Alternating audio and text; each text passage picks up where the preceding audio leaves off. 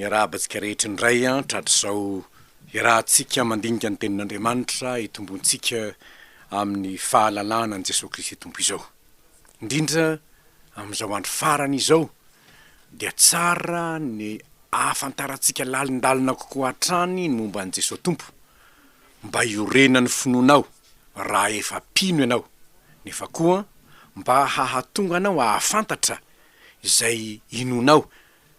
Tsy minomino foana manko sika, fa ilaina mihitsy ny iorom-paka amin'ny zavatra marina, ny zavatra inonao. Ary izany indrindra raha te ino an' Jesosy tompo ianao, de tokony ho fantatra marina aloha ny amin'io Jesosy io de inonao izy hoe aive izany aminy, aive izany aminy. Ary izany indrindra no antony zao fampianarana mitombo amin'ny fahalalana ny Kristy izao. Ary satria tsy afaka tena halalan'i Kristy isika raha tsy ny tenin'Andriamanitra. Ary noho izany dia tsara raha angataka amin'ny fanahy masina isika mba hanazava ny tenin'Andriamanitra amintsika, hitombotsika amin'ny fahalalana ny Kristy. Miara-mivavaka isika. Misaotra anao zay Andriamanitra rainay izay ny an-danitro noho ny famondramponao sy ny fitiavanao. Fa fahasoavana avy aminao no mahatoizao anay. Fitiavana avy aminao no anananay fotoana hianona ny teninao, ary indrindra ny amanginao anay amin'ny toerana izay misy anay. Fa tsaroanay eo amin'ny teninao hoe dia ny foa maraina koa aho ka ny teny taminy. Misaotra anao zay Andriamanitro, maniraka mpanompo hamangy anay amin'ny alalan'ny teninao, aoko zava-dehibe aminay zany, ka tsy ataonay ho zava-maivana izany hoe vangin'Andriamanitra. Tompo mangataka aminao, na iza mandre zao teninao zao, de ho zava-dehibe aminy tokoa izany famanginao Andriamanitra azy, ary ho fifalianao azy. Andriamanitra mangataka aminao zahay, mba hankamamy ny famanginao anie izay rehetra miaino izao teninao zao.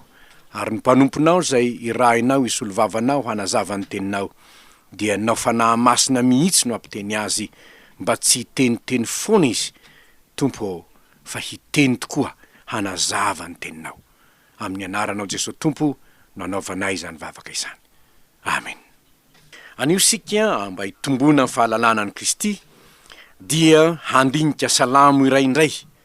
Ary efa nambarantsika tamin'ny lasa moa fa ny fitombona ny fahalalana ny Kristy dia miankina amin'ny fahalalana ny tenin'Andriamanitra. Ary ny tenin'Andriamanitra amin'ny testamenta taloha de efa manambara ihany koa ny amin'ny Kristy.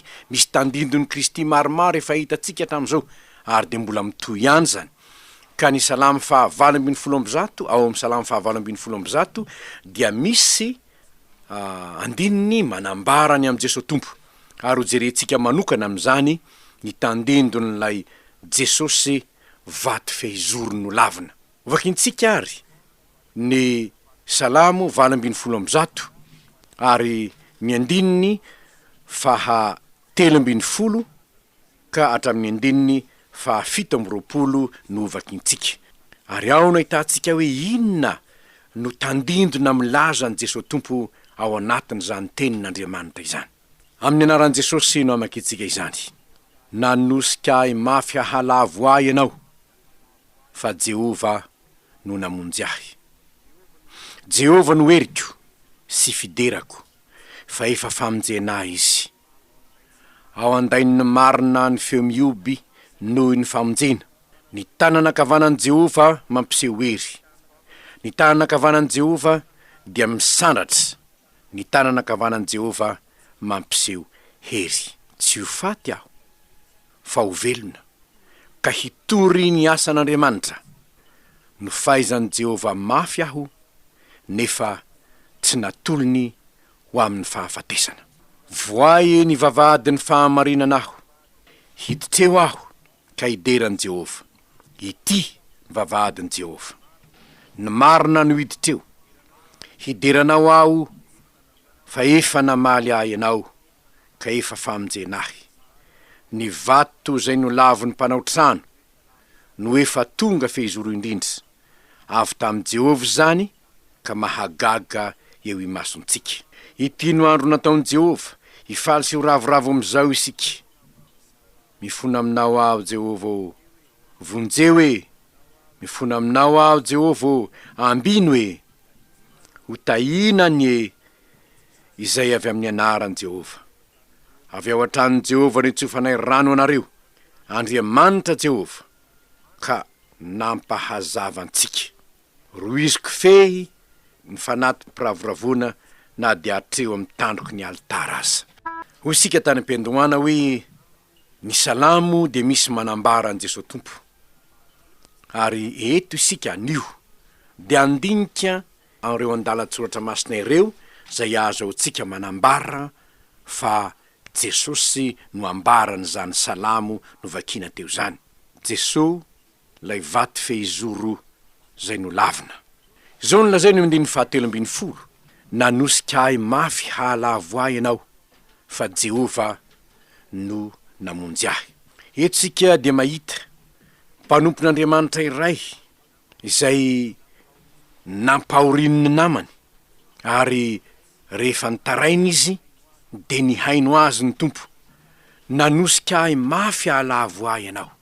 Ny fahavalony nanao zay amitrana azy, nanao zay andavona azy, fa Jehova kosa no namonjy azy.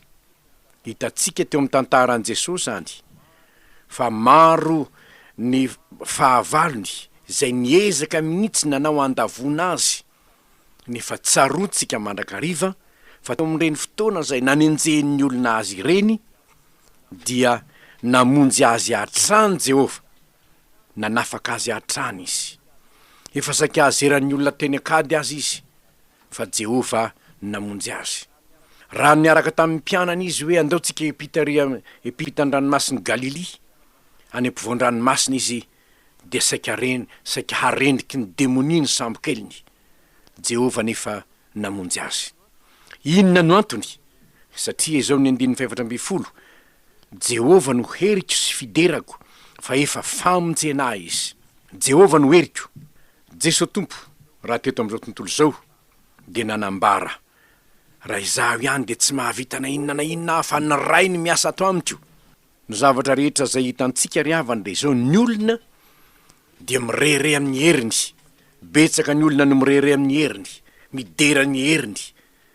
Fa Jesosy kosa tsy nirere tamin'ny heriny izy, fa ny herin'ilay naniraka azy sy nanome azy zany hery izany.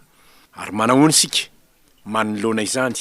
Manahoana isika manoloana zay mba fahombiazana kely hitatsika eno eny? Manahoana ny fiainantsika manoloana ny fahombiazana? Na sendra derain'ny olona kely etsy, na sendra mahavita zavatra tahaka izao, dia sarotsika ery mideradera tena. Fa ny azy kosa Jehova no deraiko satria izy no heriko. Ny zavatra anankiray zay ambarany kodiny hoe ny tanana kavanan'i Jehova mampiseho hery. Ny tanana kavanan'i Jehova dia misandratra, ny tanana kavanan'i Jehova dia mampiseho hery. Iza moa io tanana kavanan'i Jehova io? Andriamanitra ny fomba fitenin'olombelona no hoe tanana, fa Andriamanitra ny fanahy, ary zany fanahy zany tsy manana tanana zany. Fa teo amin'ny hita maso kosa dia tonga teto amin'izao tontolo izao tahaka ny tanana kavanan'Andriamanitra Jeso Tompo. Ary Jeso Tompo dia nampiseho ny herin'Andriamanitra tamin'ny zavatra rehetra zay nataony. Fa ny tanany akavanany ve?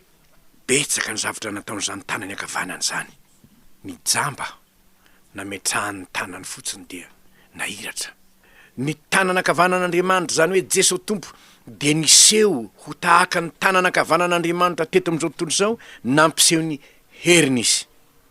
Ary impiry ianao no niantso ilay tanana kavanan'Andriamanitra ka tsy nahita zany heriny zany teo amin'ny fiainanao? Impiry ianao no efa nahatsapa mahita koa aza amin'ny toerana maro ny anaran'ilay tanana kavanan'Andriamanitra Jeso Tompo, dia mivoaka ny demonia, mitsangana ny malemy, sitrana ny marary, satria ilay tanana kavanan'Andriamanitra dia feno hery amin'ny zavatra rehetra. Nataiza nisy olona niantso ilay tanana kavanan'Andriamanitra dia Kristy Jesosy zany, dia nahita ny herin'Andriamanitra izy. Ary zany nahatonga ny mpanao salamo zay efa maminany sahadiny amin'ny Jeso Tompo ny hoe tanana kavanan'Andriamanitra ny ilay tonga. Io tanana kavanan'Andriamanitra io, izao ny zavatra hita 17. Hoy izy hoe tsy ho faty aho fa ho velona ka hitory ny anaran'i Jehova. Niezahany olona mihitsy ny ahafaty ilay tananakavanan'Andriamanitra. Halemy, tsy afaka hetsika intsony, ary nataony mihitsy zay amonoana azy. Zao anefa tsy ho faty aho izy fa ho velona. Ary na de maty aza aho de hitsangana amin'ny maty, efa nambarany tamin'ny mpianatra zany. Hoe tahaky ny toeran'ny Jona tao anatin'ny 3 andro, tao amin'ny kibon'ny hazan-drano, no toeran'ny zanak'olona amin'ny fasana. Zany hoe faty izy nefa ho velona. Ny olona rehetra maty fa tsy velona, fa Jeso Tompo kosa maty izy ary velona indray. Ka inona no antony ivelomany indray? Hoy izy hoe hitory ny asan'i Jehova. Ary tsy mahagaga ry havana, rehefa nitsangana tamin'ny maty ny Tompo, de nampiseho tamin'ny mpianatra ny herin'ny asan'Andriamanitra, ny herin'ny tanan'Andriamanitra, ny herin'ny famonjen'Andriamanitra, ary de nametraka tamin'ny mpianatra izy. Mandeha any ianareo, torio zany herin'Andriamanitra izany, torio zany asan'i Jehova zany. Ary inona no asan'i Jehova? Manao famonjena ho an'izao tontolo zao. Ary raha mieritreritra ny tenany ilay novonoin'ny olona ho faty na bijalian'ny olona nefa velona ihany, de hoy izy hoe no fahaizan'i Jehova mafy aho nefa tsy natolony ho amin'ny fahafatesana.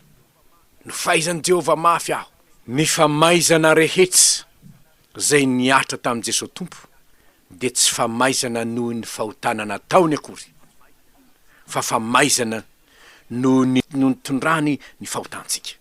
Voalaza ry havana fa tamin'ny toerana anankiray dia nisy mpanjaka namoaka lalàna.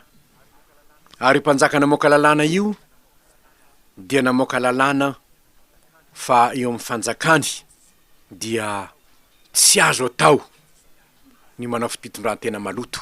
Ary raha misy olona tratra amin'izany fijangajangana zany, de ho kapohina mafy izy.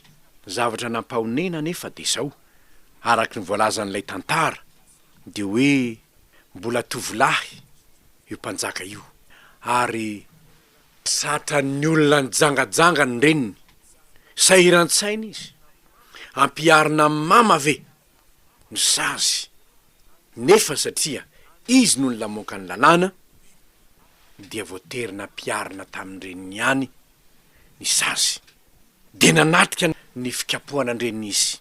Saingy zao, kapoka maro ny tsy maintsy atao amin'ny reniny. Raha vao nikapohina vitsy monja indroina intelo ny reniny, de nasainy najanona, de nalany ny akanjony mahampanjaka azy, de hoy izy afatory tahaka ny namatoronareo andreniko aho fa vao ny reniko, ary kapohy aho isolo ny reniko, kanefa tsy azonareo ahena fa zay kapoka tokony hiatra tamin'ny mama de tsy maintsy miatra amiko. Lay mpanjaka nisolovoina ny reniny. No fahaizan'i Jehova mafy ny Tompo. Nahoana ny fahaizana mafy izy? Satria ny fanahy zay manota no faty, ary satria nisolovoina anao mpanoty izy, nisolovoina ahy mpanoty izy. No fahaizana no ny amiko izy. No fahaizan'i Jehova no ny amiko izy. Tsy izy akory no nanota, aoko fantatsika izany, ary miverimberina matetika izany. Fa ny azo fijaliana de manam-porofo ny famaizan'Andriamanitra sy ny tsy fahazakan'Andriamanitra ny fahotana, ka na de ny zanany teo ambony azo fijaliana aza ny antsoantso famonjena, de tsy ny haino Andriamanitra, tsy ny haino izy, satria tsy maintsy fahaizana ny fahotana. Mampisalasala ny olona ny amin'ny hoe de rariny ve zany? Kanefa rariny teo natren'Andriamanitra ny nanafainy fahotana tao amin'ny Kristy rehefa nitondra ny fahotantsika izy. Ary zany natonga ny Isaia mpaminany laza hoe nitondra ny fahotantsika izy, sady nivesatra ny fahorentsika. Ny fampijaliana nahazoantsika fihavanana nentina melezana azy, izany no antony. Ko raha misy manontany anao ny amin'ny hoe inona moa ny dikany azo fijaliana, ny dikany dia teo ny nanafaizan'Andriamanitra ny Jeso Tompo, satria tonga mpanota ny solovoina ahy izy. Ary izany na tonga ny maro hihira momba ny azo fijaliana, ny azo fijalianao no hitazanako, ny fitiavanao ahy, ny azo fijalianao no nanehoanao fa tianao mihoatra noho ny tenanao aho Jeso Tompo, ka naleonao niaritra ny famaizany narainao mba ho vonjena aho. Zao nefa voasoratra eto hoe ny fahaizan'i Jehova mafy aho nefa tsy navelany ho amin'ny fahafatesana, tsy navelany olo fa nitsangana tamin'ny maty ny tompo. Marina fanidina tany amin'ny fiainatsita izy, niona tamin'le jiolahy tany amin'ny paradisa ny fiainatsita izy, araka ny teniny hoe anino ianao no amiko any paradisa, nefa tsy navelany ray masina ho tratry ny lo ianao.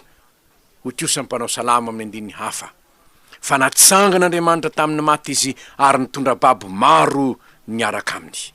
Ary izany no ambarany mpanao salama eto hoe Jehova ny fahaizanao mafy aho nefa tsy natolotra aho ho amin'ny fahafatesana. Dia hoy ny andininy 7:10 hoe vohay ny vavahady ny fahamarinana aho, hiditra eo aho ka hiderany Jehova. Ity vavahadin'i Jehova ny marina no hiditra eo. Vohay ny vavahadin'ny fahamarinana aho, mila vavahadin'ny fahamarinana aho, hidirako ao amin'i Jehova. Izy zany vavahady zany, Jeso tompo no nilaza hoe izaho vavahady. Ahoana ny fomba namoany zany vavahady zany? Satria nikatona io vavahady io, tsy azo nidirana io vavahady io. Ahoana ny fomba namoany azy? Tamina hafatesany teo ambony hazo fijaliana. Fa rehefa maty teo ambony hazo fijaliana manko ny tompo riavana, dia nisy zavatra niseho tao Jerosalema tao. Maizina ny tany aman-danitra, fa niefitra lamba tao amin'ny tempony kosa tataka avy any ambony ka hatrany ambany.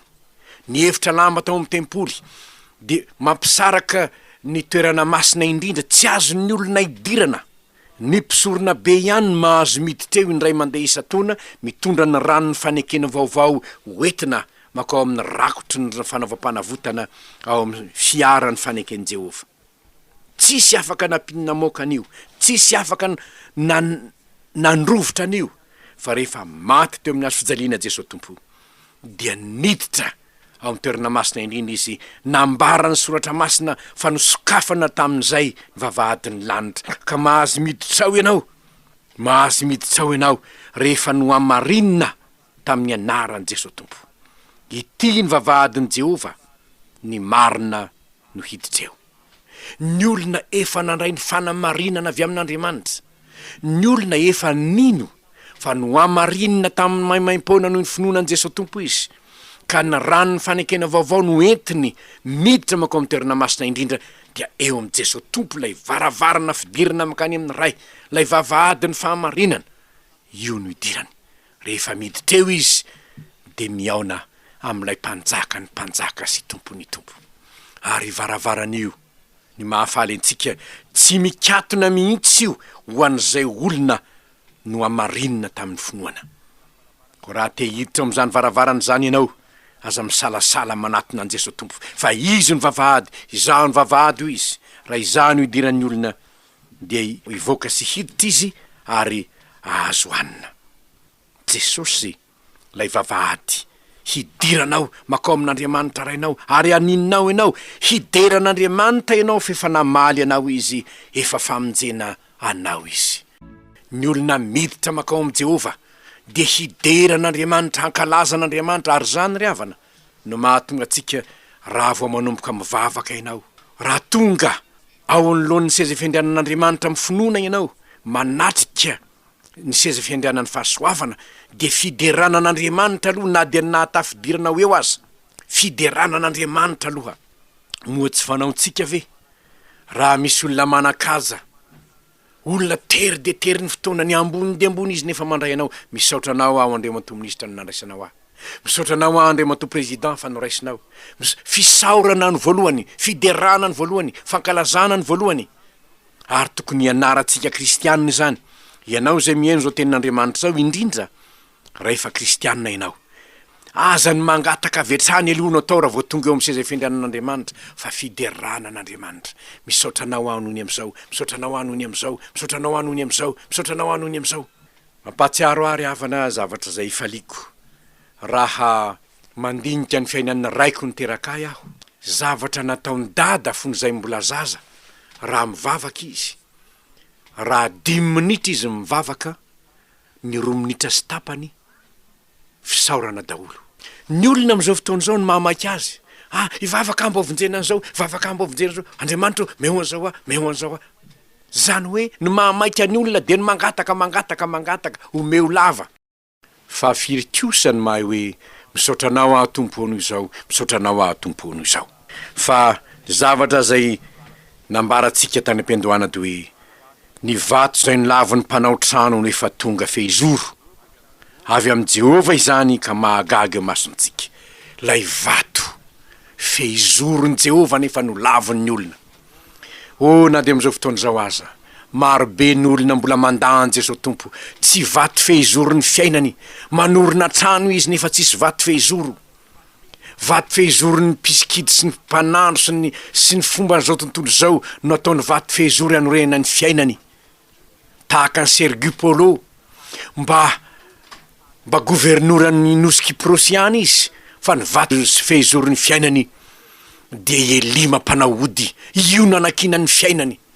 iza ny vato fehizorony fiainanao Jeso tompo de no lavon'ny olona tokoa ary nataon'ny olona tsinitsinina sy ny lavon'ny olona izy tahaka ny tsy tian'ny olona kojerena akory izy nefa tsy fantatry ireny olona manday ireny fa izy no vato fehizoro natsangany Jehova ho vato fehizorony fiainanao fa ny fiainanao io tsy eto tany ihany ny fiainanao fa ny fiainana de fiainana mandrakizay ny tian'Andriamanitra omenanao nefa tsy misy anorenanao zany fiainanao mandrakizay zany afa-tsy Jeso tompo ary noho izany raha notaniny ianao inona no mba vato fehizorony fiainanao ny sasany ny vola makarenany azy ny fahaizany azy ny laza mamboninahitra azy ny sezany azy ny zavatry ny taniny azy fa inona kosa ny vato fehizorony fiainanao Jeso tompo no vato fehizorony fiainanao ry havana malala Jeso tompo ary arak'izay hitatsika izay no ilay tananakavanan'Andriamanitra